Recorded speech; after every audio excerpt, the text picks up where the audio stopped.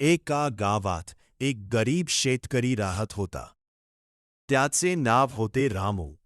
तो खूप कष्टाळू होता, पण तरीही गरिबीमुळे त्याला नेहमी पैशांची अडचण भासत असे. एके दिवशी रामू बाजारात गेला आणि त्याने तिथून एक कोंबडी विकत आणली. त्याने विचार केला की या कोंबडीच्या अंड्यांची विक्री करून आपले थोडेफार उत्पन्न वाढेल. त्याने त्या कोंबडीला आपल्या घरात ठेवले. दुसऱ्या दिवशी सकाळी जेव्हा रामू कोंबडीच्या खुराड्याकडे गेला, तेव्हा त्याला तिथे एक अतिशय वेगळे अंडे दिसले.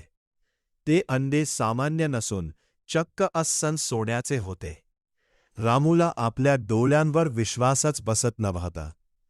तो खूप आनंदी झाला. त्याने ते सोन्याचे अंडे बाजारात नेऊन विकले, ज्यातून त्याला खूप सारे पैसे मिळाले. आता हा रोजाचाच नियम झाला. ती जादूची कोंबडी दररोज सकाळी एक सोन्याचे अंडे देऊ लागली. हळूहळू रामूची गरिबी दूर झाली. त्याने स्वतःसाठी एक मोठा बंगला बांधला, चांगले कपडे घेतले आणि गावात तो खूप श्रीमंत व्यक्ती बनला. परंतु जसजशी संपत्ती वाढत गेली, तसचा रामूच्या मनात लोभ निर्माण झाला. तो विचार करू लागला, ही कोंबडी रोज फक्त एकच अंडे देते. याचा अर्थ असा की हिच्या पोटात सोन्याच्या अंड्यांचा मोठा खजिना भरलेला आहे.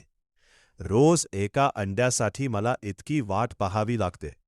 मी जर हिचे पोट एकदमच कापले, तर मला सर्व सोन्याची अंडी एकदम मिळतील आणि मी जगातील सर्वात श्रीमंत माणूस बनेन. लोभामुळे रामूने स्वतःचा विवेक गमावला. एके दिवशी त्याने एक धारदार सुरी घेतली आणि कोंबडीचे पोट कापून टाकले. पण पोट कापल्यानंतर रामूच्या पायाखालची जमीनच सरकली. कोंबडीच्या पोटात सोन्याचे एकही अंडे नव्हते. ते इतर सामान्य कोंबड्यांसारखेच साधे पोट होते. आपल्या अतिलोभामुळे रामूने सोन्याची अंडी देणारी ती मौल्यवान कोंबडी कायमची गमावून बसली होती. तो आता डोक्याला हात लावून खूप रडू लागला. पण आता वेळ निघून गेली होती. तात्पर्य: अतिलोभ हा नेहमी विनाशास कारणीभूत ठरतो. आपल्याकडे जे काही आहे त्यात समाधानी राहणे खूप गरजेचे असते. घाई